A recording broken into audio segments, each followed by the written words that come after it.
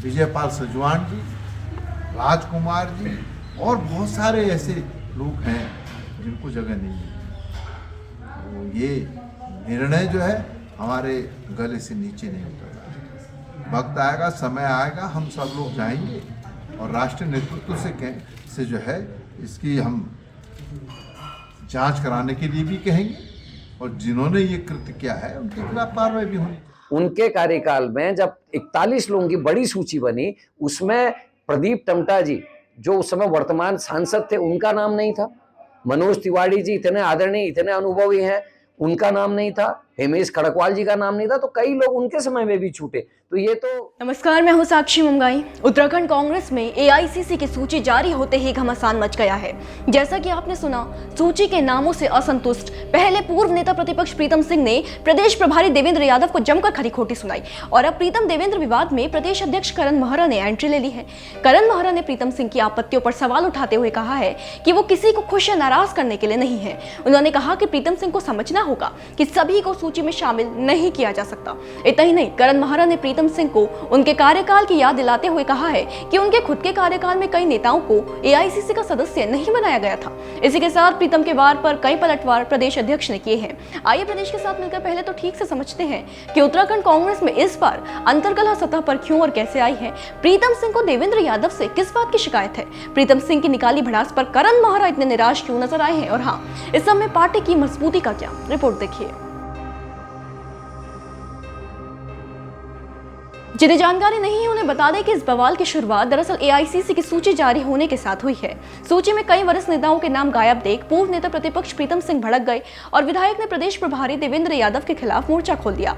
कहा कि सूची में उत्तरकाशी और चंपावत जिला पूरी तरह से नदारद है। कई वरिष्ठ नेताओं को एआईसीसी सदस्य नहीं बनाया गया है। प्रीतम सिंह ने तीखे लहजे में कहा कि प्रभारी के इस कृत्य से उत्तराखंड में कांग्रेस मजबूत नहीं होगी बल्कि पार्टी को बड़ा नुकसान होगा। तो उत्तरकाशी और चंपावत दो जनपद ऐसे हैं जिन दोनों ही जनपदों में किसी को भी आईसीसी में बनाया। जी हां, कांग्रेस के बड़े नेता प्रीतम सिंह देवेंद्र यादव पर पार्टी को कमजोर करने का सीधा आरोप लगा रहे हैं। प्रीतम सिंह अन्य नेताओं के साथ मिलकर इस मामले में राष्ट्रीय नेतृत्व को शामिल करने की बात भी कह रहे हैं। आपको बताएं कि पूर्व नेता प्रतिपक्ष प्रीतम सिंह ने बकायदा उन नेताओं के नाम लिए हैं जिन्हें उनकी नजर में लिस्ट में जगह मिलनी चाहिए थी लेकिन दी नहीं गई है। तिलक राज बेहड़, मदन बिस्ट, मयूख मेहर, खुशहाल सिंह अधिकारी और गोपाल राणा का नाम लेते हुए प्रीतम सिंह ने पूछा कि इन वरिष्ठ और योग्य नेताओं को क्यों एआईसीसी की सूची में जगह नहीं मिली। आप देख लीजिए, तिलक राज बेहड़ जी जो बहुत वरिष्ठतम हमारे साथ भी रहे, उन्हें भी जगह नहीं दी गई। मयूख मेहर जी पिथौरागढ़ से, उनको जगह नहीं दी गई। हमारे मदन बिष्ट जी जो विधायक हैं उनको जगह नहीं दी गई है। आपके सामने है गोपाल राणा जो हमारे विधायक हैं, बहुत सीनियर साथी हैं, उनको जगह नहीं दी गई। खुशहाल सिंह अधिकारी जो विधायक है उनको जगह नहीं दी गई। आखिर क्यों लोगों को जो है एआईसीसी में नहीं नामित किया गया? क्या जवाब है प्रभारी के पास?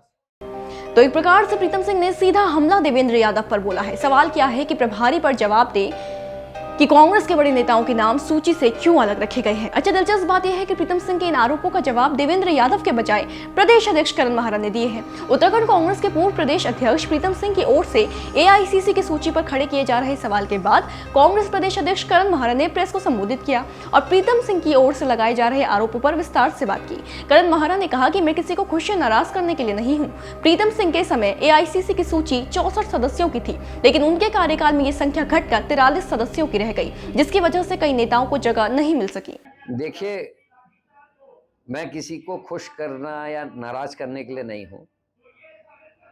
जहां प्रीतम सिंह जी के समय में 41 एआईसीसी मेंबर्स थे, 4 एक्स ऑफिशियो थे 45 और उसके अलावा 19 या 18 थे कॉप्ट मेंबर्स। तो ये आंकड़ा जो है 63-64 जाता है।